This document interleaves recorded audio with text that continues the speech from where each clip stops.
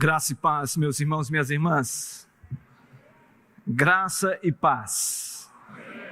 Igreja linda do Senhor Jesus, povo de Deus, lavados, comprados pelo sangue do Cordeiro. Que bom. Queridos, antes de nós compartilharmos a palavra, eu quero me dirigir aos nossos irmãos que estão nos assistindo e participando deste culto, os nossos irmãos, membros dessa igreja, que certamente têm todas as razões pelas quais ainda não podem estar conosco, e nós estamos vivenciando e experimentando essas duas realidades, realidade do povo de Deus, congregado aqui no espaço Pedras Vivas, pela manhã e à noite, também na central pela manhã, mas há um povo de Deus também que está cultuando ao Senhor em suas casas por vários motivos, que envolve também esta pandemia. Então, gostaria de dizer aos meus irmãos, às minhas irmãs, que quarta-feira agora, nós não queremos que ninguém desta igreja, membros dessa igreja, fiquem sem ter um momento da participação, de comungar, de celebrar a Santa Ceia do Senhor. É um sacramento indispensável na vida do crente. Por isso, quarta-feira agora, às 19h15, venha, traga o idoso, traga, você vem no carro, você não vai sair do carro, vai ser aqui no estacionamento, e nós queremos convidar todos os irmãos que puderem estar conosco, que não podem ainda estar aqui presencialmente, que venham, que estejam conosco, tá bom? Então esta é a palavra que eu gostaria de dizer aos amados, porque nós somos um só corpo, e Cristo é a cabeça.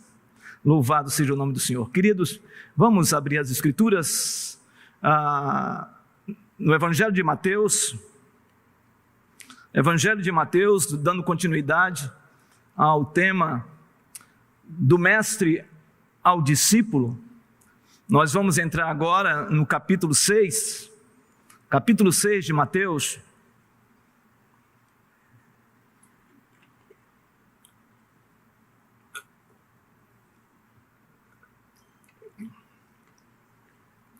Nós vamos ler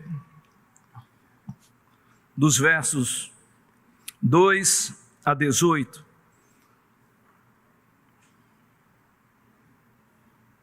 O verso 1 diz assim, Mateus capítulo 6, de 1 a 18. Guardai-vos de exercer a vossa justiça diante dos homens, com o fim de serdes vistos por eles. De outra sorte, não tereis galardão junto de vosso Pai Celeste. Jesus disse, quando, pois, deres esmola, não toqueis trombeta diante de ti, como fazem os hipócritas nas sinagogas e nas ruas, para serem glorificados pelos homens. Em verdade vos digo que eles já receberam a recompensa. Tu, porém, ao dares a esmola, ignore a tua mão esquerda o que faz a tua mão direita, para que a tua esmola fique em secreto, e teu Pai que vê em secreto te recompensará. E quando orardes, não sereis como os hipócritas, porque gostam de orar em pé nas sinagogas e nos cantos das praças para serem vistos pelos homens. Em verdade vos digo que eles já receberam a recompensa. Tu, porém, quando orares, entra no teu quarto e, fechada a porta, orarás a teu Pai que está em secreto, e teu Pai que vê em secreto te recompensará. E orando, não useis de vãs repetições, como os gentios, porque presumem que pelo seu muito falar serão ouvidos. Não vos assemelheis, pois, a eles, porque Deus, o vosso Pai, sabe o que tendes necessidade, antes que lhe o peçais. Portanto, vós orareis assim: Pai nosso que estás nos céus, santificado seja o teu nome, venha o teu reino, faça-se a tua vontade, assim na terra como no céu. O pão nosso de cada dia dá-nos hoje, e perdoa-nos as nossas dívidas, assim como nós temos perdoado aos nossos devedores. E não nos deixes cair em tentação, mas livra-nos do mal, pois teu é o reino, o poder e a glória para sempre. Amém. Porque se perdoardes aos homens as suas ofensas, também vosso Pai Celeste vos perdoará. Se, porém, não perdoardes aos homens as suas ofensas, tampouco vosso Pai vos perdoará as vossas ofensas. Quando jejuardes, não vos mostreis contristados como os hipócritas, porque desfiguram o rosto com o fim de parecer aos homens que jejuam. Em verdade vos digo que eles já receberam a recompensa. Tu, porém, quando jejuares, unge a cabeça e lava o rosto, com o fim de não parecer aos homens que jejuas, e sim ao teu Pai em secreto. E teu Pai, que vê em secreto, te recompensará. Vamos orar. Deus, muito obrigado por tantos irmãos e irmãs reunidos neste lugar. Por tantos irmãos e irmãs reunidos em seus lares, cultuando o teu nome neste momento. E nós te adoramos com cânticos, nós te adoramos com invocação ao seu nome, dizendo que a glória é dada ao Senhor, Deus Pai, Deus Filho e Deus Espírito Santo. Nós confessamos os nossos pecados como nação, como povo de Deus diante do Senhor. Mas agora, Senhor, nós queremos receber a tua instrução de uma maneira clara, simples, incisiva, bíblica, cheia da presença do teu Espírito neste lugar. Por isso, usa a minha boca, a minha mente e o meu coração, mas que, como mensageiro, eu quero me colocar atrás da cruz de Cristo, e que a tua mensagem seja tão somente ela que ministre nossos corações nessa noite. Deus, nós te agradecemos, porque temos o privilégio de abrir as Escrituras e pedir ao Senhor a iluminação do seu Espírito, para que ela, tão somente ela, fale a cada um de nós, e que saiamos daqui nesta noite de ceia, saiamos daqui, ó Deus, experimentando a verdadeira espiritualidade, para a glória do teu nome, em nome de Jesus, amém. Meus irmãos, minhas irmãs, queridos e queridas, que semana após semana, domingo após domingo, tem vindo para estudar, para ouvir a palavra de Deus, seja aqui, seja pela internet, seja nas nossas congregações da capital e do interior.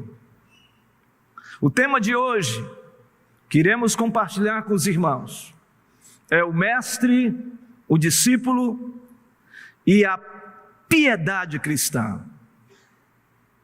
Obviamente que a ênfase está aqui nesse texto sobre a oração. Mas eu quero compartilhar com os irmãos aqui 3 aspectos, 3 figuras que discorrem nesta perícope, que discorrem nesse texto e que faz com que nós, filhos e filhas do Senhor, que já ouvimos no capítulo 5, sobre o caráter do cristão, o caráter do discípulo, o procedimento do discípulo, o portar-se do discípulo, Nós queremos agora olhar para o capítulo 6 e dar aos meus irmãos, discípulos de Cristo, que estão aqui e que estão nos assistindo, a instrução de Jesus a respeito de 3 figuras que eu reputo ser aquelas que demonstram claramente, de maneira empírica, concreta, como deve ser a verdadeira espiritualidade, como deve ser um discípulo piedoso, piedosa do Senhor Jesus Cristo. E para isso, as 3 figuras que Jesus, ministrando ainda no Sermão da Montanha, ele fala sobre as esmolas, como eu devo dar esmola. Ele fala sobre como eu devo orar. E ele fala como devemos jejuar. São esses 3 aspectos que são como se fosse um pano de fundo para falar sobre a verdadeira espiritualidade. Até porque estamos diante de um texto que é um texto paradoxal em termos de ensino. Paradoxal porque ao mesmo tempo um texto que revela aquilo que é falsa ou uma espiritualidade falsa, como também aquilo que é de fato uma verdadeira espiritualidade, ou uma espiritualidade verdadeira. Partindo dessa premissa, eu quero que você leia comigo o texto. Vamos ler o texto. Verso de número 2, Jesus já mostra claramente que ele está falando sobre a justiça do Senhor, falando sobre disciplina, falando sobre comportamento, e aí no verso 2, quando ele vai tratar sobre esmola, ele diz: quando pois deres esmola, não toqueis trombeta diante de ti, como fazem os hipócritas, nas sinagogas, nas ruas, para serem glorificados pelos homens. Em verdade vos digo que eles já receberam a recompensa. Jesus aqui vai tratar de um tema super importante na vida de um cristão, na vida de um discípulo. Ele ter um coração generoso. A palavra esmola no original grego significa atos de misericórdia e compaixão. Quando nós lemos a palavra e estudamos no original essa expressão esmola, não é apenas uma palavra de efeito, não é apenas um falar sobre, mas sim uma atitude, um comportamento, uma maneira, um estilo de vida que o discípulo deve ter intrinsecamente na sua vida. Mais ainda, ele faz uma espécie de contraposição, quando ele diz que se esmola é um ato de misericórdia e de generosidade, ele também está dizendo algo sobre os hipócritas. O que Jesus está dizendo é que um discípulo que tem atos de misericórdia não pode viver sob o espectro da hipocrisia. A palavra hipocrisia no original grego é hipocriter. Esta palavra tem como raiz significado aquilo que os atores gregos das grandes tragédias gregas faziam quando se apresentavam ao público. Eles não se apresentavam com o rosto completamente visível às pessoas, eles colocavam máscaras. E as máscaras revelavam exatamente toda a tônica do que estava sendo demonstrado cenicamente. Aquele ator poderia estar chorando, mas talvez aquela máscara que ele estava no seu rosto era uma máscara de sorriso. Então, na verdade, a máscara escondia a face, escondia o caráter, escondia a própria realidade da personalidade daquele que estava representando, porque ele estava apenas representando um ato teatral. Esta é a ideia que o Senhor Jesus quer trazer aqui à luz, de que nós não devemos viver sob máscaras, nós não devemos viver sob a falsidade, sob o engano, sob a mentira. E Jesus vai falar claramente de que esses hipócritas, eles tinham esse comportamento, um comportamento que de maneira exterior não revelava verdadeiramente o seu interior. Jesus está falando isso com quem? Com os fariseus. Ele estava lançando luz ao comportamento dos fariseus da época. E Jesus fala claramente a respeito disso. Ele diz que esses fariseus, eles iam nas sinagogas e nas ruas para serem glorificados pelos homens, ou seja, eles ostentavam, eles escondiam, na verdade, por trás da esmola, do ato de esmolar, do ato de ofertar, do ato de abençoar, na verdade, o seu orgulho, a sua altivez, a sua ostentação. Então eles iam nas sinagogas e mostravam o que eles estavam fazendo. E um dos aspectos característicos desses fariseus é que eles faziam isso em público, para que todos olhassem e vissem nele que ele tinha um coração generoso. Irmãos e irmãs, é bíblico darmos esmolas? É bíblico ofertarmos? Será que o ato daqueles fariseus que estavam fazendo isso, eles estavam em dissonância com as Escrituras? Obviamente que não. Porque desde o Antigo Testamento nós encontramos Deus ministrando, Deus falando ao seu povo para ser um povo generoso, um povo abençoador, um povo que ofertava às pessoas que estavam vivendo em momentos precários na sua vida.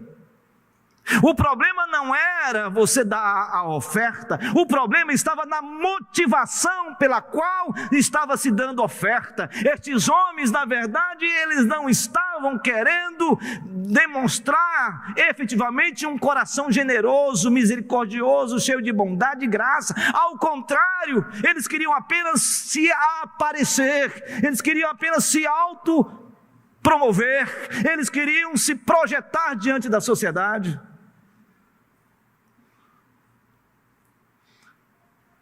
Jesus fala aqui claramente: em verdade vos digo que eles já receberam a recompensa.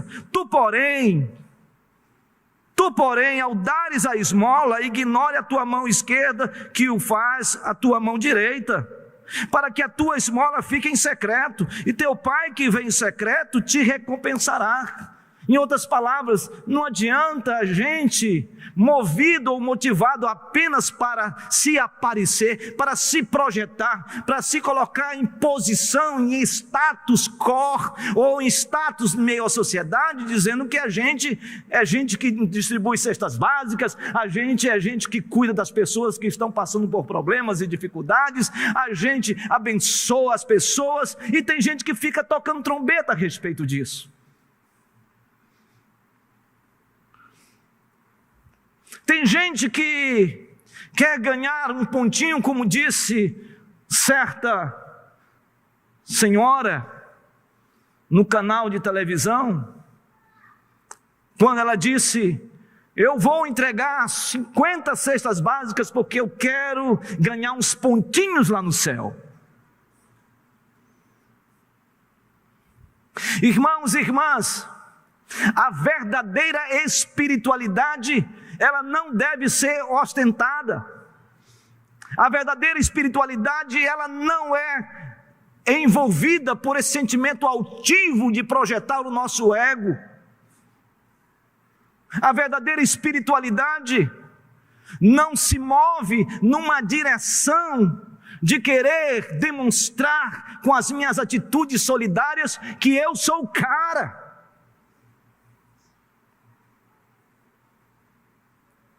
Quem vive uma falsa espiritualidade são os hipócritas. São aqueles que querem um holofote para si, mas que na verdade não há vida espiritual, não há espiritualidade, não há uma espiritualidade saudável. Sabe, irmãos, a verdadeira espiritualidade é aquela que diz o texto sagrado: para que a tua esmola fique em secreto e teu pai que vem em secreto te recompensará. É aquela em que a gente sabe que tem gente sofrendo e a gente chega no gasofilácio, que a gente chega com discrição, que a gente deposita com discrição, que a gente vai ao encontro de um irmão, de uma irmã que está passando necessidades mesmo, e chega na casa, bate na porta e diz: olha, Deus moveu meu coração para vir aqui trazer uma cesta básica. Deus moveu meu coração para eu trazer esta oferta nesse envelope para você. Sabe, a verdadeira espiritualidade, ela anda na discrição da vida de Jesus. É a gente não querer sobrepor, demonstrar, falar, ir em praça pública dizer o que nós fazemos. Meus irmãos, minhas irmãs, nós estamos vivendo um tempo muito difícil. Há muitos irmãos e irmãs passando dificuldades no nosso meio. Há muitos queridos que estão desempregados. E nós nos reunimos muitas vezes nos nossos grupos familiares. E nós nos reunimos na igreja, no templo, como igreja. E nós nos relacionamos com pessoas, comemos o melhor desta terra. Parece que o nosso coração ficou insensível. Sabe? Há muita gente precisando de receber e ser abençoado por mim e por você. Sabe, esse texto é maravilhoso porque diz que o teu pai que vem em secreto te recompensará. Isso aqui não é uma troca. Isso aqui não é uma barganha. Isso aqui, na verdade, faça isso com discrição, faça isso com amor, faça isso com ato de misericórdia, faça isso com ato de compaixão, porque você já está sob a bênção de Deus. Essa é a recompensa maior. Eu não faço para receber, ou melhor, eu estou fazendo para receber. Não, eu faço movido pelo meu coração generoso, imputado por Deus, fazendo com que eu viva uma vida com compaixão, com graça, para com meu irmão, minha irmã, ou mesmo até para aquela criança que está num sinaleiro ali, levantando um papelão, dizendo: eu estou com fome, ou então aquele amado, aquela amada que está nos rincões do Amazonas, ou sofrendo, passando necessidade, vivendo de chibé. E eu então faço isto para abençoar, não porque eu quero algo em troca, é porque eu já fui abençoado pelo Senhor. Mas Jesus continua. Ele continua agora, vai tratar sobre como eu devo orar. Como um discípulo deve orar. De que maneira um discípulo deve orar. E Jesus começa dizendo assim no verso 5: e quando orardes, não sereis como os hipócritas, falsos, sepulcro caiados, porque gostam de orar em pé nas sinagogas e nos cantos das praças, para serem vistos dos homens. Em verdade vos digo que eles já receberam a recompensa. A maneira como esses fariseus faziam é algo interessantíssimo. Eles ficavam nas sinagogas sentados. Eles se reuniam nas sinagogas e ficavam sentados e oravam sentados. Mas quando eles saíam para as praças, as ruas. Eles então se levantavam e se mostravam diante das pessoas que estavam ali em torno deles, e então eles começavam a dizer: ó Deus poderoso, e impostava a voz. Era uma espécie de verborragia mesmo, de oração. Senhor, tu sabes todas as coisas. E as pessoas olhavam e diziam: nossa, como eles oram, como eles são espirituais, como eles são cheios de autoridade. Eles iam para as esquinas, eles iam para os cantos, e as pessoas iam ao encontro para ver a santidade do fariseu através da sua oração.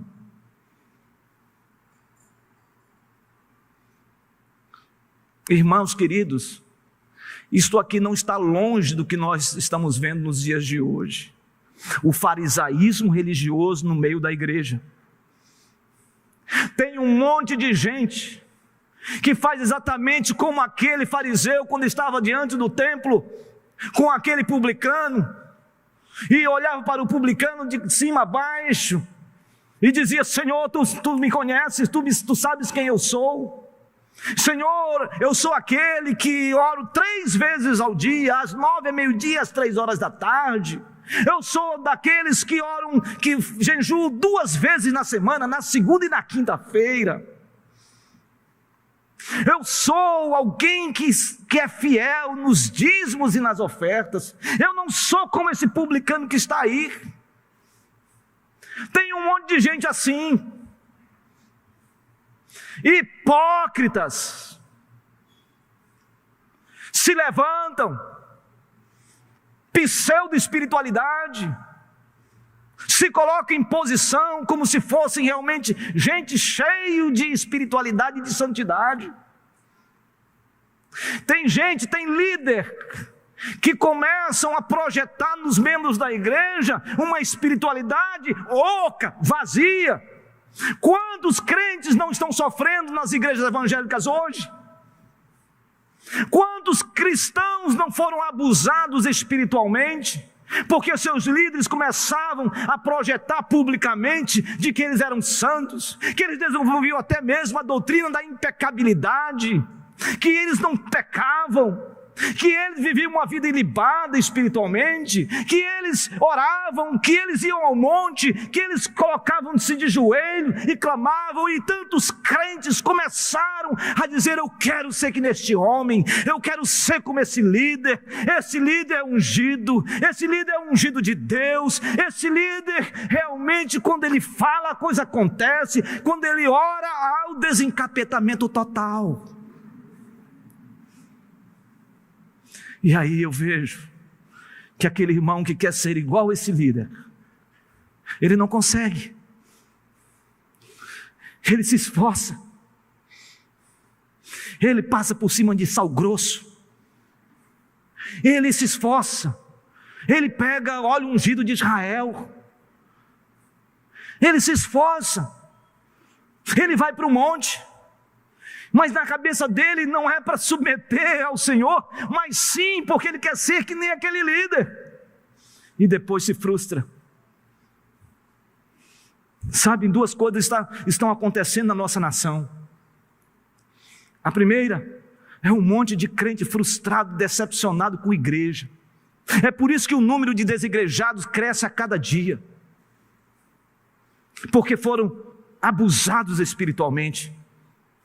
Porque foram vilipendiados espiritualmente, defraudados espiritualmente, não quer saber mais de igreja, não quer saber mais de ser crente, não quer saber mais da igreja, não quer saber mais de instituição religiosa, não quer saber mais de nada. Por quê? Porque foi abusado espiritualmente.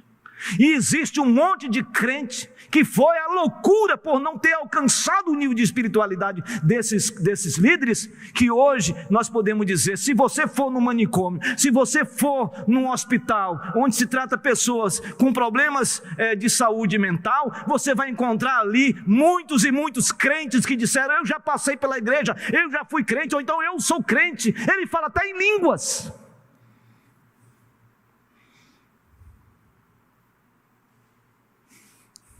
Por causa dos líderes hipócritas, por causa muitos crentes hipócritas que projetaram a pseudo-espiritualidade.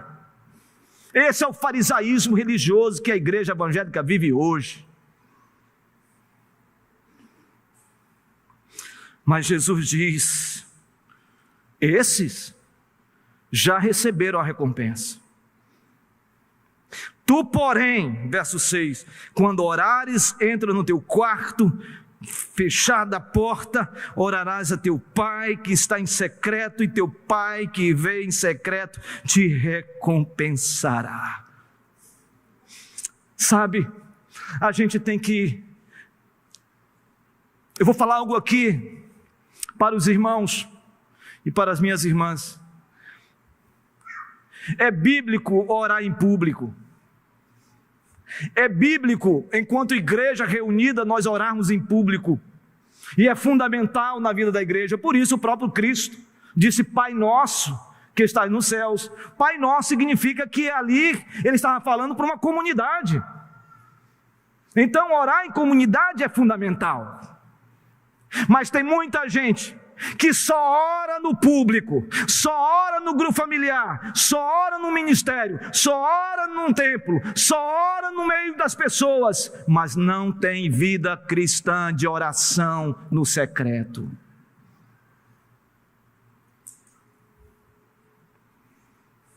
Não entra no quarto e se ajoelha e clama a Deus,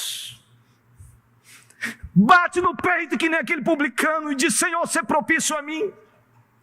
Não rasga mais o coração diante de Deus, não se submete mais a Deus, não é mais sensível ao Espírito Santo, o coração está azedado, o coração está involucrado por uma situação petrificada que foi gerada na sua vida.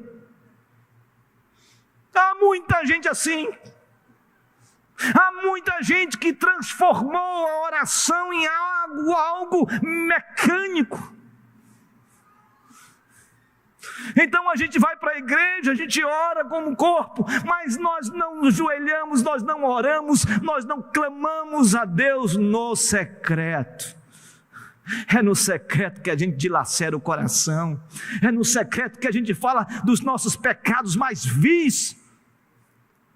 É no secreto que a gente fala com Deus. É no secreto que a gente derrama o coração para Deus e fala, Senhor, o Senhor sabe o meu pecado, o Senhor sabe a minha angústia, o Senhor sabe as minhas inseguranças, o Senhor sabe o meu pecado que tem nas mentes me assedia. Senhor Deus, misericórdia. Pois quem não ora no secreto não tem vida de oração no público, verdadeiramente cheio da unção, da autoridade.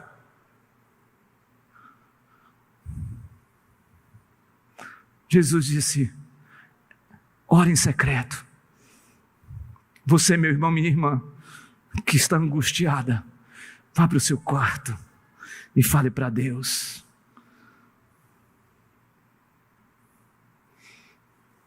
Mas ele continua no verso 7.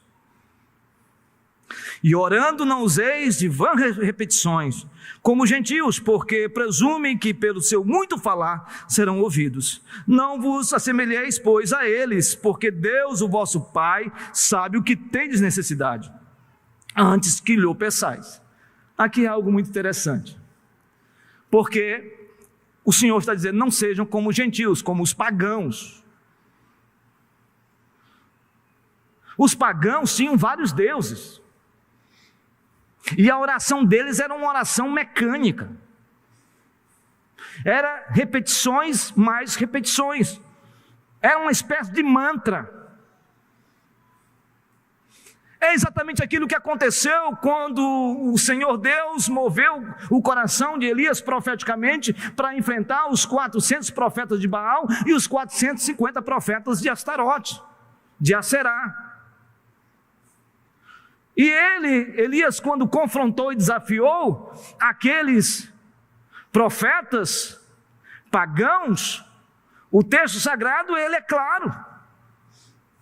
Eles começaram, depois de terem organizado e montado o altar, circundavam o altar e ficavam o tempo todo, ó Baal, ó Baal, ó Baal, ó Baal, ó Baal, a ponto de Elias falar assim: não dá, gente, fala mais alto, porque talvez o Deus de vocês esteja viajando, ou esteja ocupado com alguma coisa, ou foi fazer alguma necessidade. Esse foi o nível que Elias chegou. Tem um monte de gente assim hoje, fazendo repetições, vãs repetições, a oração mecânica e não refletida, como diz John Stott. Sabe, tem pessoas que parece que só sabem orar desse jeito. E é interessante, tem alguns que já decoraram orações que começam em Gênesis e terminam em Apocalipse. É impressionante. Senhor Deus, assim como foi, o Senhor foi com Moisés, que libertou o povo do cativeiro egípcio, passou pelas águas e pé enxuto. Vem Deus, esse Deus maravilhoso que deu cordonizes dos céus cada dia para o povo, esse Deus maravilhoso, ele vai, irmão, chega em Apocalipse o cara, mas ele não sabe dizer: sonda-me, ó Deus, vê se há em mim algum caminho mau. Sabe, tem gente que pega, e irmãos, eu não estou fazendo nenhuma crítica aqui aos meus queridos e amados católicos, mas eu estou falando de doutrina. Eu fui católico, apostólico, romano. Meu nome, Francisco. Sabe por quê? Porque minha avó disse: se esse menino nascer bonito, ele vai pagar uma promessa. Ué, eu não... Em outras palavras, o que aconteceu? Paguei a promessa pela minha boniteza. Túnica de São Francisco de Assis, 10 quilômetros a pé, 1h da tarde, pissarra, pé descalço. Vai? Alguém já fez? Não, levanta a mão não.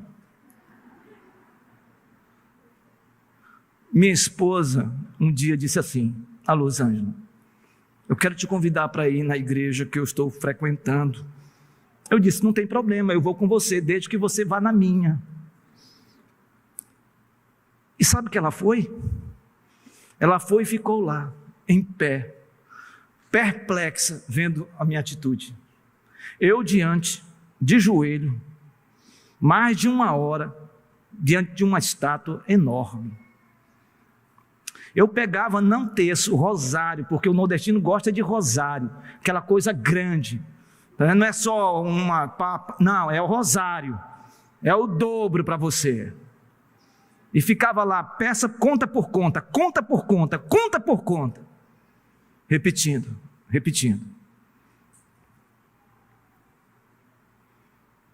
Oração mecânica. Há muitos crentes hoje fazendo isso. Conta por conta. Mas não rasga o coração para Deus. Não dilacera o coração para Deus. Não clama a Deus. Não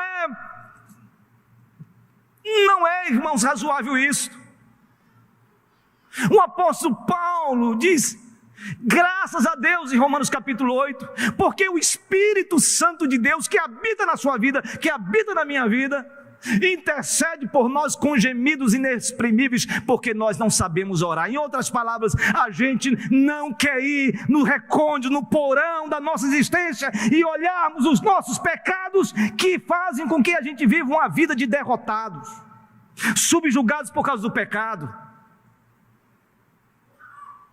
A gente quer peitar todo mundo, a gente quer andar em praça pública, a gente quer ser o bonzão, o bambam no culto, na igreja, mas não queremos entrar nos porões da nossa existência e abrirmos o porão e falar: Senhor, esse aqui é o meu pecado, esse é o meu pecado de adultério, esse é o meu pecado de prostituição, esse é o meu pecado da língua, da maledicência, esse é o pecado da hipocrisia, esse é o pecado que eu tenho cometido contra o Senhor. Eu não quero mais viver dessa maneira.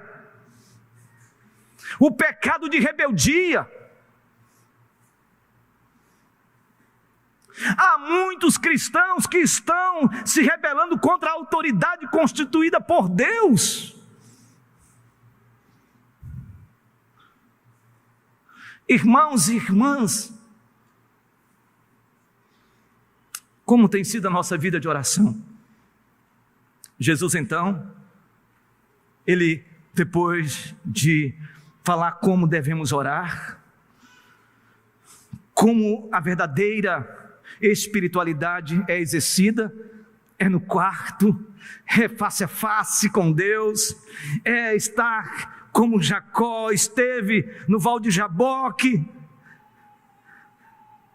Eu não vou sair daqui enquanto o Senhor não me abençoar.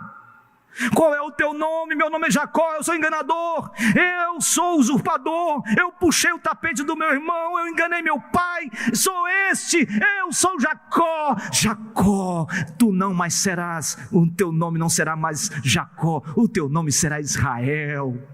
Porque ele disse que aquele lugar que ele estava é um lugar extraordinário, é Peniel, porque ele viu Deus face a face. Faça do seu quarto Peniel, faça do seu quarto Peniel, e fale com Deus, dizendo: Senhor, eu sou Jacó, eu sou Francisco, pecador indigno, que eu tenho enganado o Senhor, eu tenho enganado o povo, eu tenho enganado as pessoas. Senhor Deus, tem misericórdia de mim, tens misericórdia de mim. Eu não saio desse lugar enquanto o Senhor não encher esse lugar com o teu azeite, com a tua unção, com a tua presença. E nesse momento você pode ter certeza, se você fizer isso de todo o coração, de toda a sua alma, de todo o seu entendimento, de toda a sua força, o Senhor vai estar com você, Ele estará com você, Ele está com você, e você vai vê-lo face a face.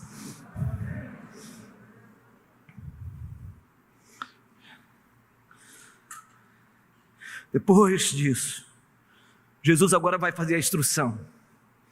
A instrução está no verso 9. Portanto, vós orareis assim: Pai nosso que estás nos céus, santificado seja o teu nome, venha o teu reino, faça a tua vontade, assim na terra como no céu. O pão nosso de cada dia dá-nos hoje, e perdoa as nossas dívidas, assim como nós temos perdoado aos nossos devedores.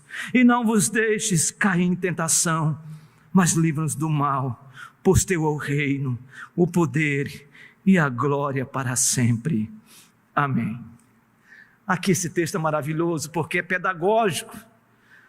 Jesus ensina-nos aqui 3 petições fundamentais para aqueles que querem ter esta oração como modelo para a sua vida. As 3 primeiras petições, Jesus está falando aqui em relação ao Pai, em relação a Deus. Ele diz assim: Pai nosso que estás nos céus. Ele é o Senhor, Ele está nos céus. Esse é o nosso Pai, Criador, infinito, imutável, soberano.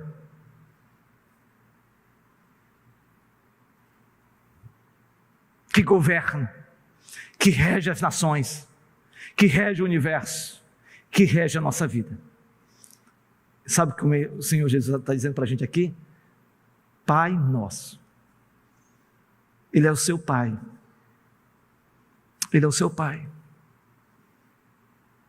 Você não é filho de qualquer um. Você é filho do Rei dos Reis. Você é filho daquele que está sobre tudo e sobre todos.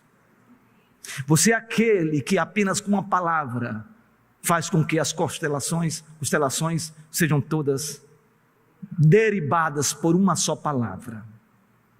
Você é filho daquele que diz: confesse os seus pecados, porque Ele tem o poder de lançar os nossos pecados no mar do esquecimento. Esse é o nosso Pai que está nos céus. Ele diz: santificado seja o teu nome. Ele é santo. Ele é santo. Ele é santo. Santo, santo, santo. Toda a terra está cheia da sua glória, como diz Isaías capítulo 6. Kadosh, Kadosh, Kadosh, Yehová Sebaoth. Ou seja, santo, santo, santo. Toda a terra está cheia desse que é o Senhor dos exércitos. Irmãos, nesta noite a glória de Deus está aqui, porque Ele está aqui. Aleluia, aleluia. Venha o teu reino, seja feita a tua vontade. Ele é o Rei dos reis. Ele é o Rei dos reis. Nada foge ao seu domínio. Todas as nações, todos os reinos, todos os impérios, todos os governantes, todos aqueles que regem, todos estão em suas mãos. Ele tem a chave do inferno e da morte. Ele põe rei e depõe rei. Como disse na oração aqui, feita pelo pastor Wellington e pelo pastor Arieusto, Ele está no controle de todas as coisas. Nada foge ao seu domínio, nada foge ao seu controle, nada foge à sua soberania. Ele está regendo a sua igreja, Ele está regendo a sua igreja de tempos em tempos. Deus está preparando o seu exército, Deus está preparando os seus peregrinos para aquele grande dia, onde nós veremos esse Deus face a face e estaremos celebrando as bodas do Cordeiro. A Ele a honra, a glória, o domínio pelos séculos dos séculos. Amém. E aí então ele faz 3 petições aqui, Jesus, falando sobre nós. A primeira, ele diz: o pão nosso de cada dia dá-nos hoje. Está falando de algo material. É Ele que provê. Todo dia. Sabe aquele dia que você diz: eu não tenho nem 50 centavos? Sabe aquele dia que você vai catar até mesmo o porquinho do seu filhinho? Lembra aquele negocinho? Ainda bem que não precisa quebrar. Lá atrás você tira a coisinha e pega lá. Já viu? Você lembra? Alguém já teve essa? Não, é isso mesmo. Você já teve a experiência de não ter absolutamente nada? Você já teve a experiência de estar enforcado com o teu cartão de crédito? Alguém disse: pastor, eu estou.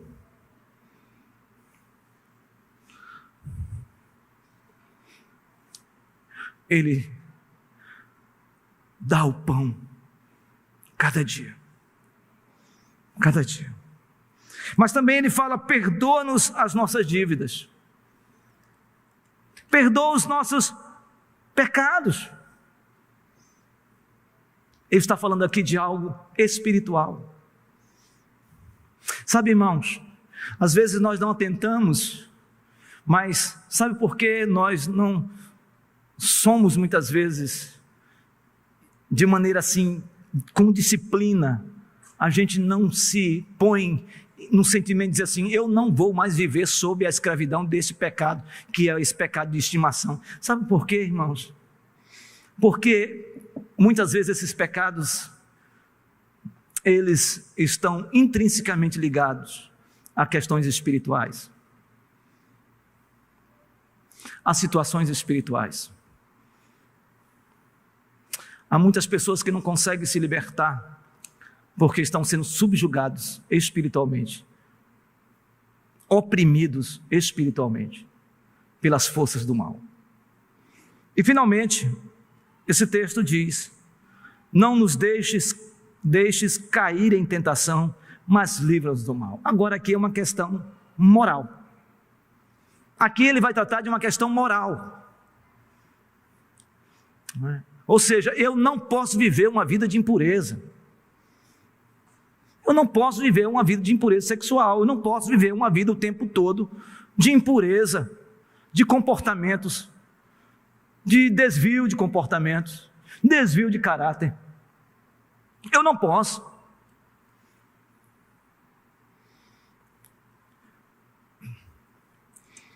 E aí o texto continua: porque se perdoardes aos homens as suas ofensas, também vosso Pai Celeste vos perdoará. Meu irmão, perdoe as ofensas. Perdoe as ofensas das pessoas que te ofenderam. Perdoe. É difícil, muito, mas não carregue essa argola no seu pescoço. Não carregue esse jugo com você. Sabe, tem pessoas que nos feriram, que elas dormem em berços esplêndidos todo dia, e a gente fica com isso na cabeça o tempo todo. Tem gente que falou algo para você, que magoou você, que cravou em você uma raiz de amargura tão grande, que você não consegue dormir, você não consegue esquecer. Meu irmão, minha irmã, não viva desse jeito. Libere perdão e vá viver sua vida. Nem que a pessoa não entenda, vá onde ele está e diz: olha, eu só vim dizer uma coisa para você, eu te perdoo, e não espere nada em troca, eu te perdoo, e siga a sua vida. Não viva subjugado, despersonalizado, manipulado por pessoas doentias que querem fazer de você uma pessoa que vive o tempo todo sob o sofrimento. Tem gente obcecado em fazer com que você não seja feliz.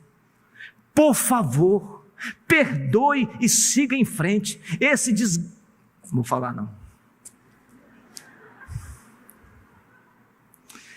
Esse querido, este amado, ele dorme sossegadamente todo dia. E você fica querendo dormir com todo tipo de medicamento, Gadernal, Rivotril, um monte de coisa, por causa desse querido. Abençoa e viva feliz. Vai com Deus infeliz e viva feliz. Não viva sofrendo.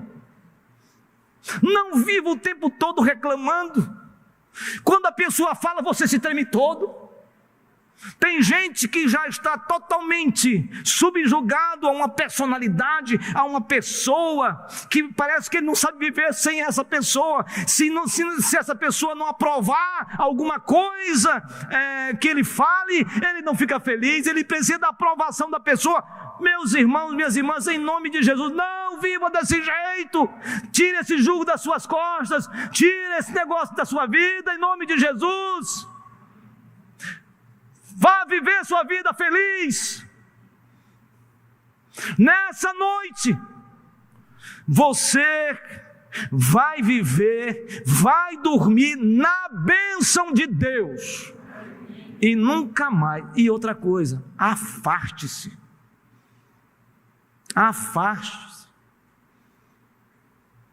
Gente doentia, gente obcecada, gente que fica te perseguindo, gente que fica te manipulando, gente que fica colocando e te despersonalizando. Você fica uma pessoa anulada. Em nome de Jesus Cristo, se posicione. Você é filho de Deus, você foi justificado pelo Senhor Jesus Cristo, você já foi lavado pelo sangue do Cordeiro, você já é livre porque você já conheceu a verdade é Jesus Cristo, e portanto seja uma pessoa feliz e livre para viver uma vida na dimensão do Senhor Jesus Cristo. E o tempo está acabando. Se porém não perdoardes aos homens as suas ofensas, tampouco vosso Pai vos perdoará as vossas ofensas. Também tem essa. Perdoa, meu irmão. Uma certa vez, Um diácono da igreja onde eu pastorei durante 16 anos, a Igreja Presbiteriana Filadélfia, em Sorocaba, começou a olhar um pouco atravessado para mim. Irmãos, eu não tenho semacol, eu não tenho essa percepção. Eu acho que eu estou, assim, fazendo bem a todo mundo. Eu acho. Não levanta a mão agora não. Não levanta a mão agora não. E aí aquele irmão, um dia, eu estava numa roda conversando e tal, e esse irmão chegou. Disse: pastor, eu estou muito chateado com o senhor. Falei: mas meu irmão, e é bom, irmãos, quando você tem muito tempo na igreja, porque a maioria são filhos, então você às vezes nem percebe. Pastor, estou muito chateado. Mas o que foi? O senhor estava conversando como o senhor está conversando aí com esses irmãos. E simplesmente eu comecei a conversar com o senhor virou as costas, começou a falar com o outro, eu fiquei boiando, pastor. Foi mesmo, irmão? Foi. Eu estou muito chateado com o senhor. Irmãos, eu tenho uma facilidade enorme de perdoar, eu não tenho nenhuma dificuldade de pedir perdão. E aí eu falei: meu irmão, você me perdoa. Mas aquele negócio ficou na minha cabeça. Se esse irmão falou isso, será que tem outros? E um dia eu estava num culto como esse, pregando, e me veio essa palavra, porque eu olhei para aquele irmão e eu vi aquele irmão. Falei: irmãos, o meu irmão querido tal, eu não vou citar o nome dele aqui, chegou e disse: pastor, estou muito chateado com o senhor. Por quê? Porque o senhor estava conversando comigo, chegou outras pessoas, o senhor começou a conversar com os outros e me deu uma escanteada. Aí eu falei: meus irmãos, isso aconteceu, eu quero pedir perdão ao irmão, diante dos irmãos, porque foi em público, eu quero pedir perdão. Mas já que eu estou pedindo perdão, eu quero saber aqui se eu fiz com mais alguém na igreja. Meus irmãos, era todo mundo levantando a mão.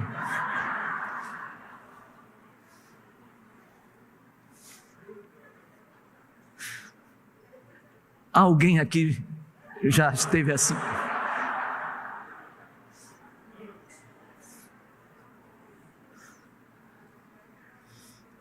Irmãos, são 7:50.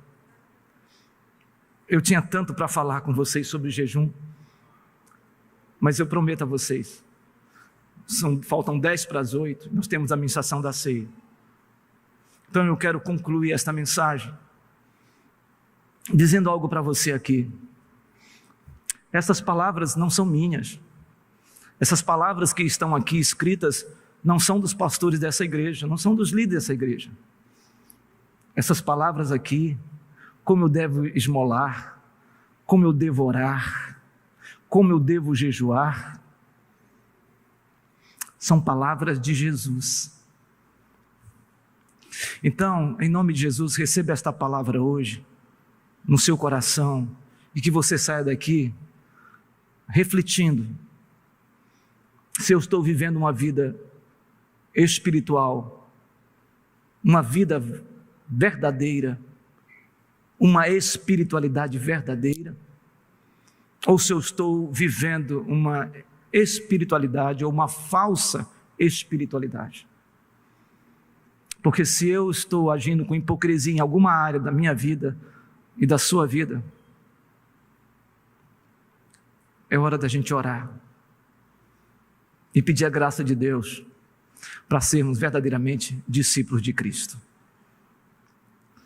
Que Deus abençoe cada um dos meus irmãos e das minhas irmãs, e que esse mestre que ensina aos seus discípulos, que os seus discípulos vivam com piedade, com misericórdia, com paixão e com graça. Deus nos abençoe nessa noite em nome de Jesus.